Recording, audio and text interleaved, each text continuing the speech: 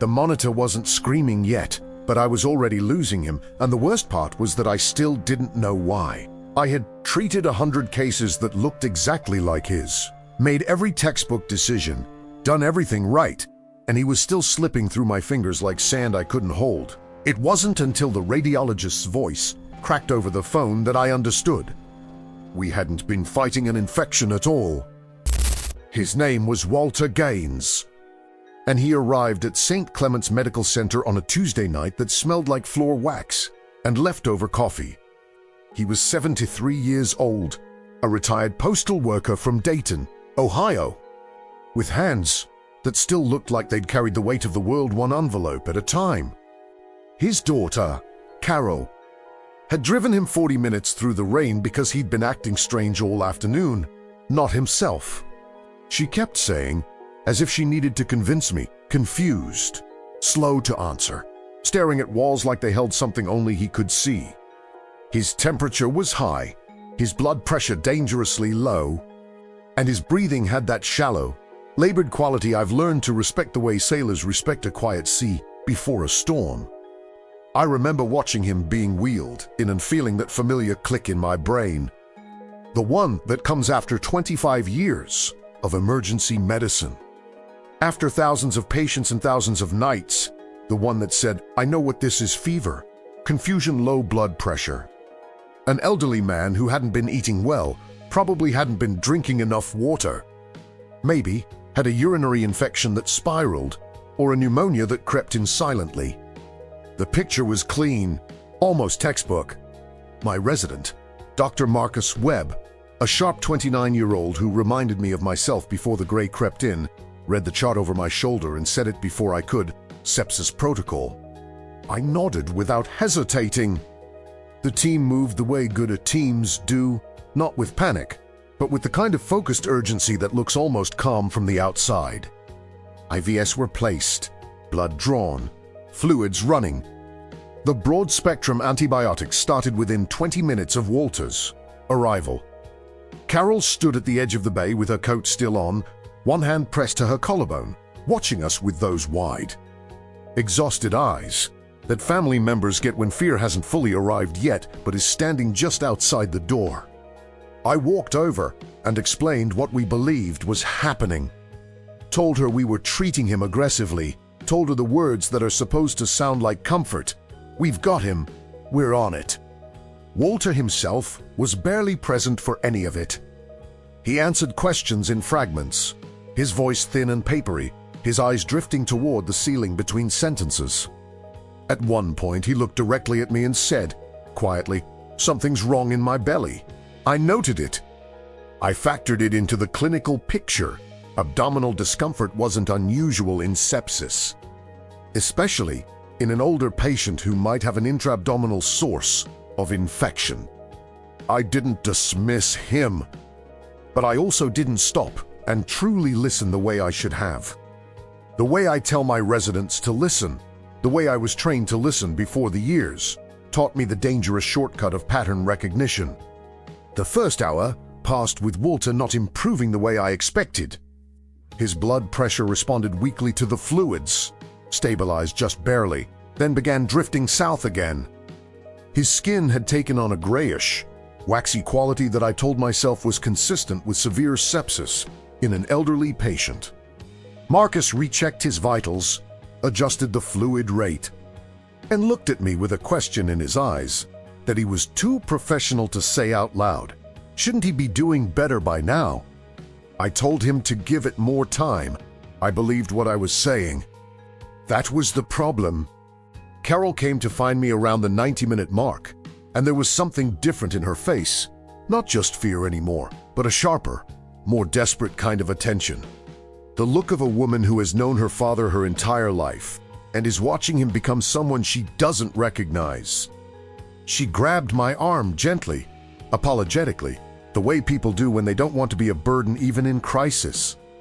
And she said, "He keeps grabbing his stomach, doctor." He didn't do that at home. I looked back at Walter through the glass. His hands were moving slowly, weakly, pressing against his abdomen, not the restless movement of confusion, but something more deliberate. more instinctive, the way the body reaches toward its own wound. I ordered the CT scan at the 2-hour mark, not because I had abandoned my original diagnosis, but because Walter's blood pressure had dropped again, harder this time, in a way that the fluids simply weren't correcting anymore. In my mind, I was still thinking infection, still thinking sepsis, still thinking that maybe we were dealing with a resistant organism or an abscess somewhere we hadn't yet found. The CT was a net I was casting wider, a box I was checking, not a lifeline I was reaching for. That distinction matters. It matters more than I want to admit, even now. Moving Walter to imaging was a production, a 6, 7 to 3-year-old. On continuous monitoring doesn't travel quietly through a hospital. Marcus and one of our best nurses, Diane Cho, a woman who has forgotten more emergency medicine than most residents will ever learn, flanked the gurney with the kind of practiced vigilance that speaks no words, but says everything. Walter barely reacted to the movement. He was somewhere deeper inside himself by then, breathing with effort, his grip on Carol's hand loose and unfocused.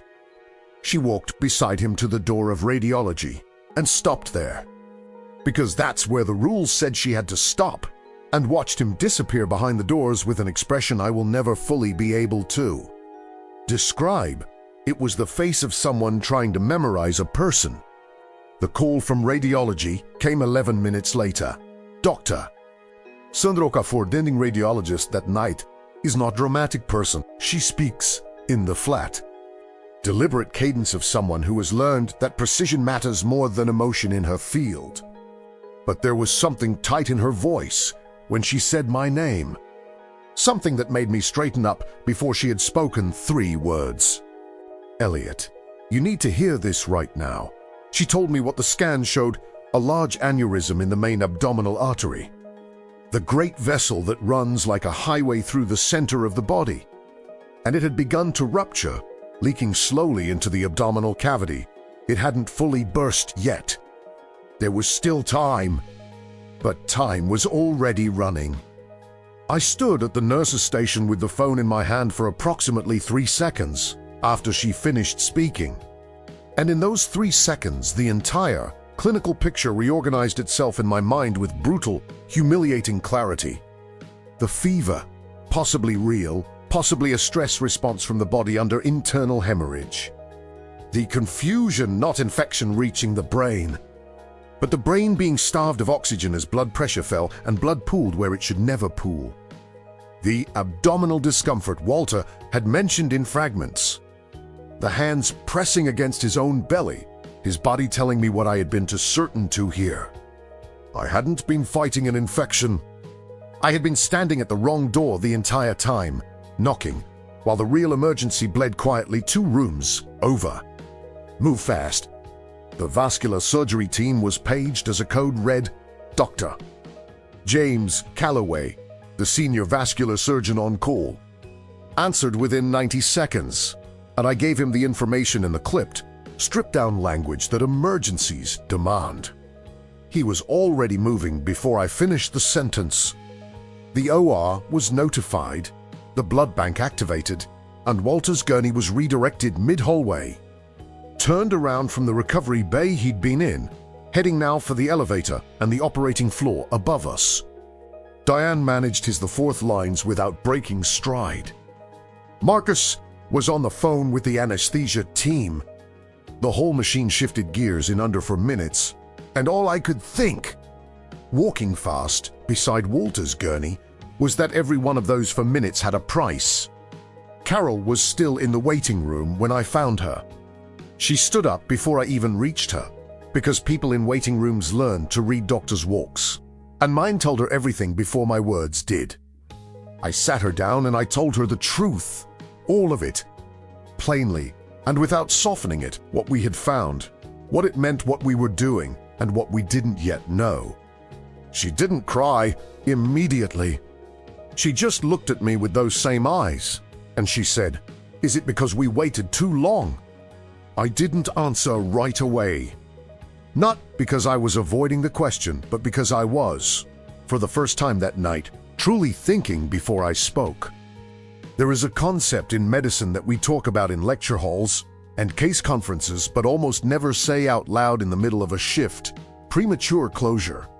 It means that the moment you decide what something is, your brain begins to filter incoming information through that decision, unconsciously discarding what doesn't fit and amplifying what confirms what you already believe. It is not laziness. It is not incompetence. It is one of the most dangerous things about being experienced, about having seen so many cases that your pattern recognition becomes faster than your doubt.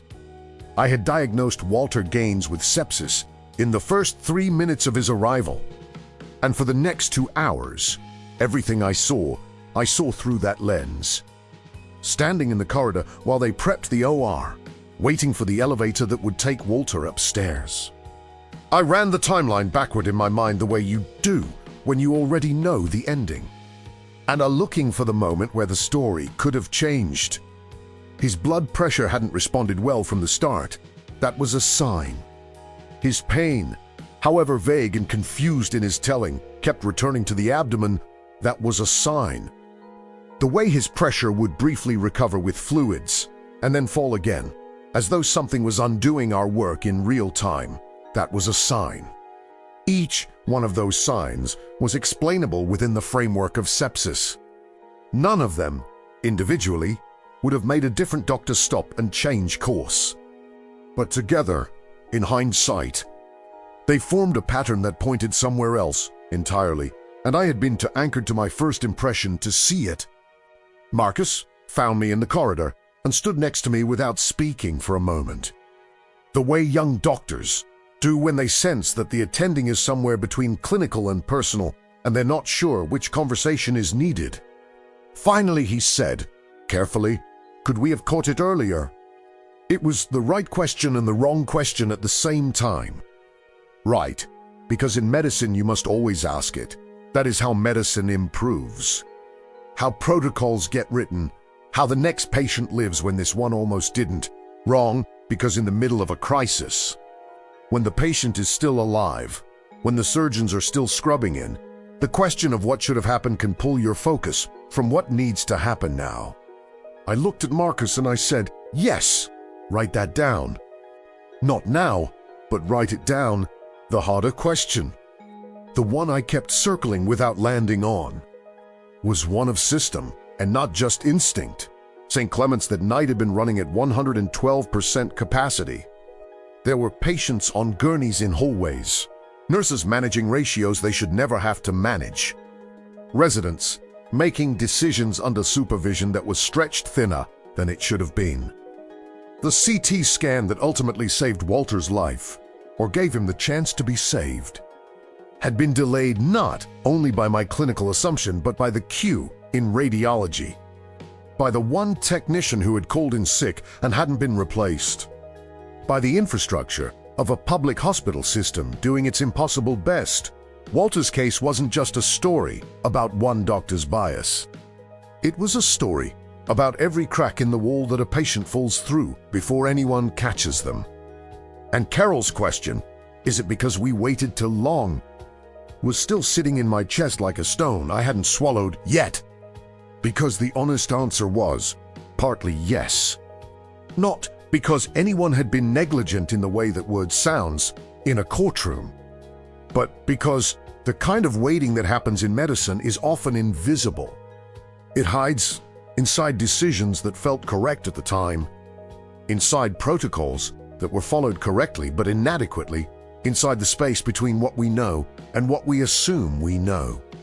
Walter had told me something was wrong in his belly. He'd said it early, quietly, without drama. The way old men speak about their pain like it's an inconvenience rather than an emergency. And I had listened, but I hadn't heard. I thought about Carol still sitting in the waiting room, alone, with a paper cup of cold coffee and the weight of a question I hadn't fully answered. I thought about the drive she'd made in the rain, 40 minutes, because something in her gut told her her father needed help, the same gut instinct that I, with 25 years of training, had overruled with a differential diagnosis. There is a humility that medicine teaches you slowly, reluctantly, one case at a time. It doesn't arrive with your degree or your years of experience.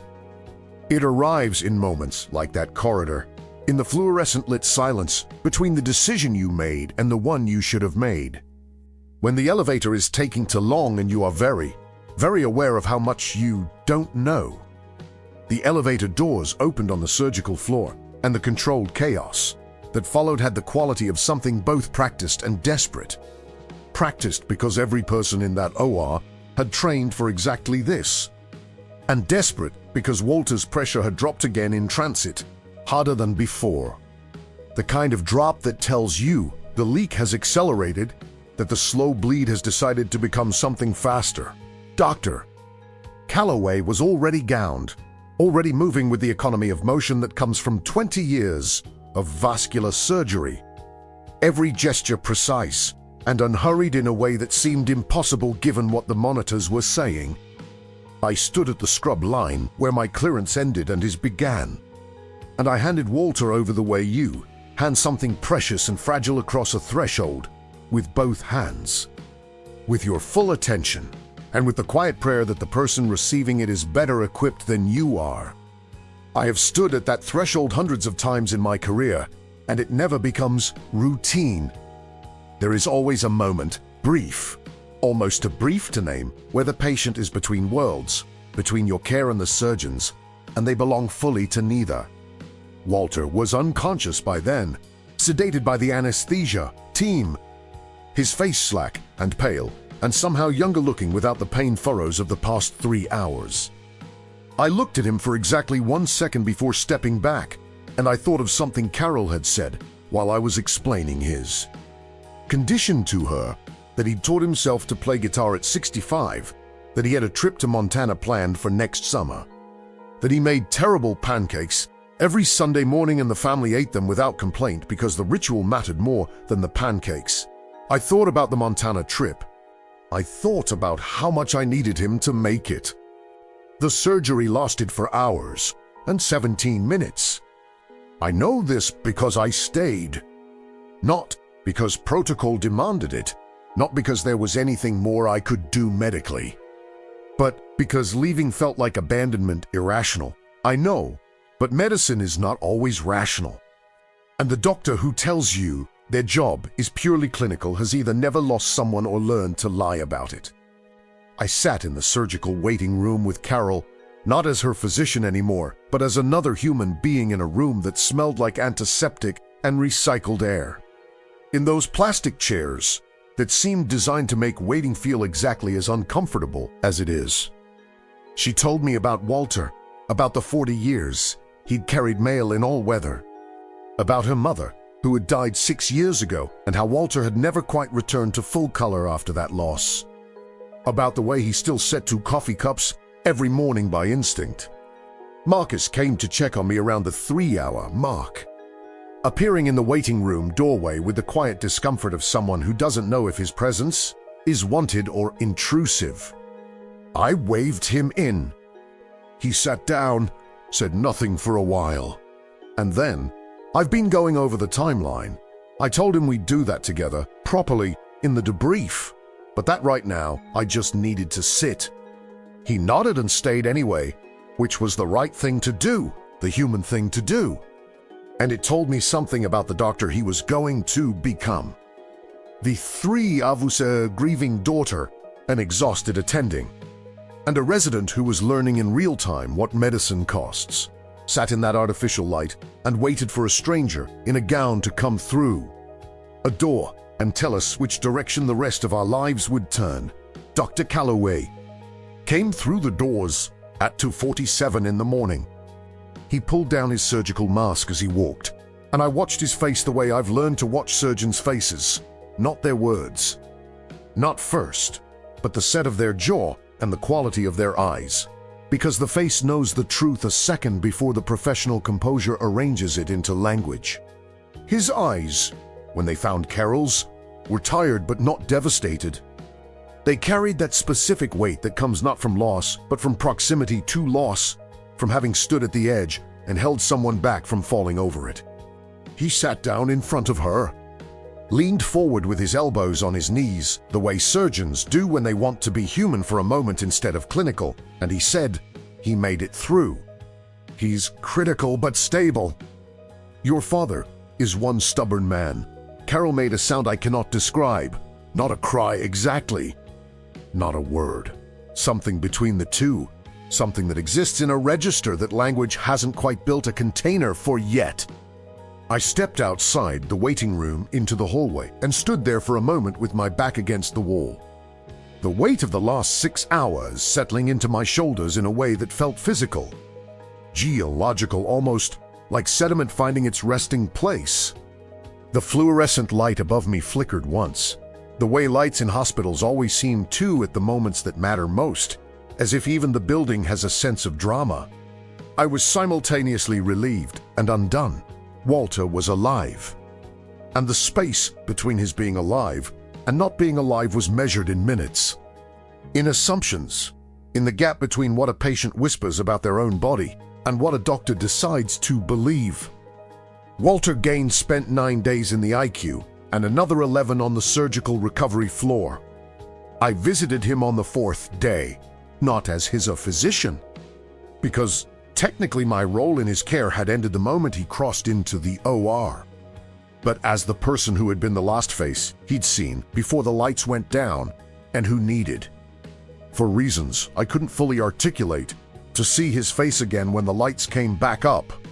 He was awake, pale, diminished in the way that major surgery diminishes people, as though the body has spent all its reserves on surviving and has nothing left over for appearance or pretense, but his eyes were clear.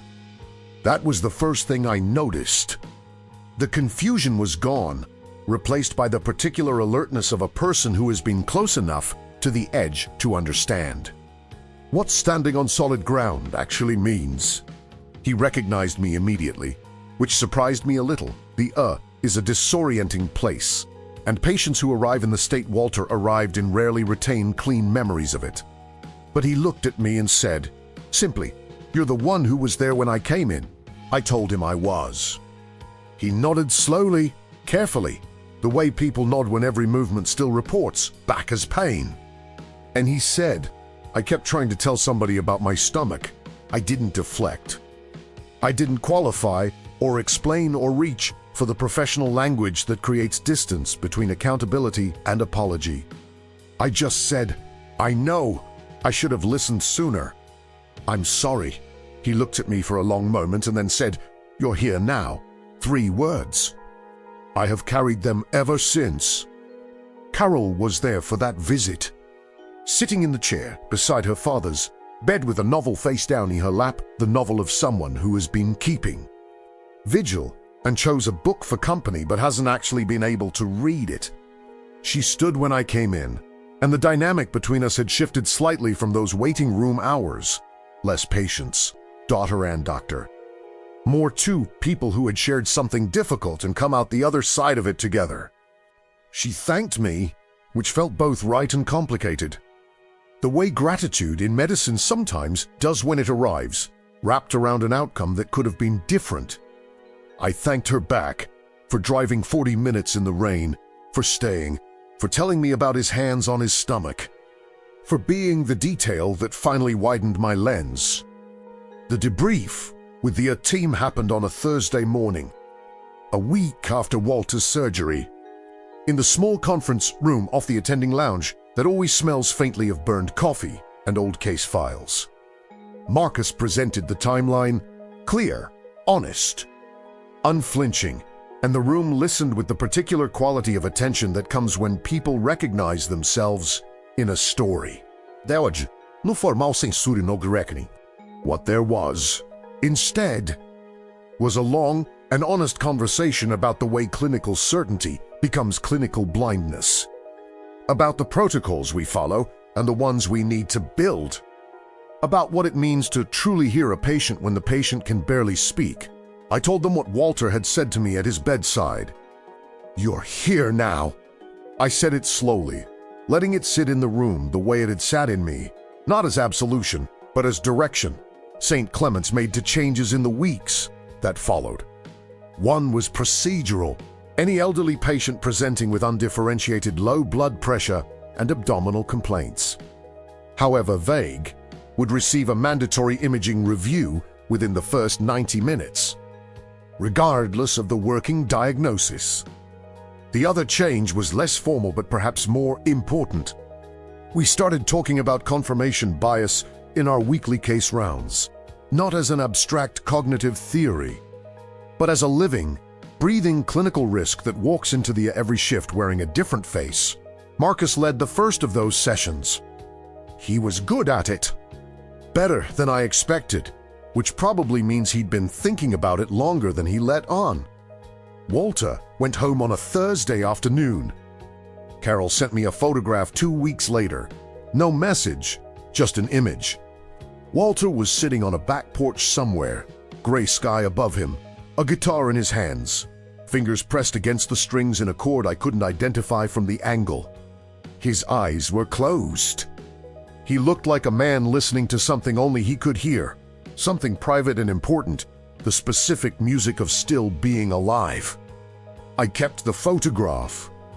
I look at it sometimes on the long nights, on the shifts that grind, on the moments when the weight of 25 years of emergency medicine sits heavy on the chest like a stone that's been there so long you've stopped noticing it, and then a night like Walter's reminds you that you notice it after all.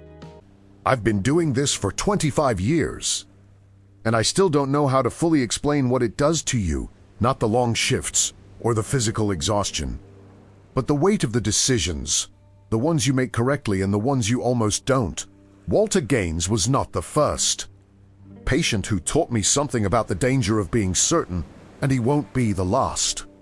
But he was the one who made me say it out loud, in a room full of colleagues, without the armor of qualification or professional distance. I made an assumption. It was almost fatal. I need to be better. There is a kind of strength in that sentence that took me 2 decades to find. And I think it is the most important kind of strength a physician can have, not the strength of knowing, but the strength of acknowledging what you don't. The photograph of Walter on the porch with his guitar sits in the top drawer of my desk at St. Clement's, under a layer of shift schedules and old conference notes. I don't display it. That would feel like claiming credit for an outcome I nearly prevented, but I need it close. The way you need certain truths close, not framed on the wall but within reach. Medicine is not the practice of being right. It is the practice of being wrong less often, of building enough humility and enough habit into your daily work that the gaps between what you know and what you assume grow smaller, one case at a time, one honest debrief at a time, one patient's quiet voice at a time saying something's wrong in my belly and being truly, fully heard. If you've never worked in an emergency room, you might think the greatest danger is the dramatic crisis, the codes, the crashes, the obvious emergencies that arrive at full volume. But the ones that stay with me are the quiet ones. The ones who look like something I've seen before and almost become invisible because of it. Walter looked exactly like 1,000 other patients. He wasn't invisible to me. I saw him. I treated him. I genuinely believed I was helping him. But I was so busy seeing the pattern that I stopped seeing the man inside it. The 73-year-old with a Montana trip planned and Sunday morning pancakes and a guitar he taught himself to play at 65. The moment I started seeing him again, really seeing him, was the moment his daughter grabbed my arm and said he keeps touching his stomach. The diagnosis didn't save him. A daughter's love, precise and insistent, started the chain. The rest of us just caught up.